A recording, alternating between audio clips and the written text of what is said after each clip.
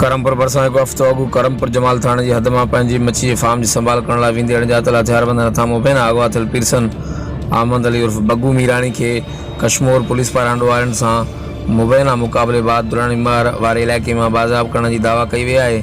Kashmir police के तर्जुमान media के ॿुधायो दुरानीमार के कच्चे वारे इलाइक़े में कुछ इतला ते कार्रवाई करे SHO करमपुर अमजद इकबाल मुगल और SSP कश्मीर की खुफिया टीम कार्रवाई करे मूवी के ॾोहरनि सां मुबैना मुक़ाबले बाद बाज़ाब कराए वरितो आहे। ॿिए पासे इलाइक़े में चोबोल आहिनि त मूवी के राजू की कोशिशुनि सां डील तहत बाज़ाब करायो वियो आहे। वाज़ेह रहे त कश्मीर ज़िले के मुख़्तलिफ़ इलाइक़नि मां 20 खां वधीक माण्हू धाड़ेलनि जी क़ैद में आहिनि, जिन मां 8 घोसपुर ऐं भरपासे मां अगवा थियल आहिनि। हर वक़्तु आगाह रहण लाइ ॾिसंदा रहो GTN वेब न्यूज़।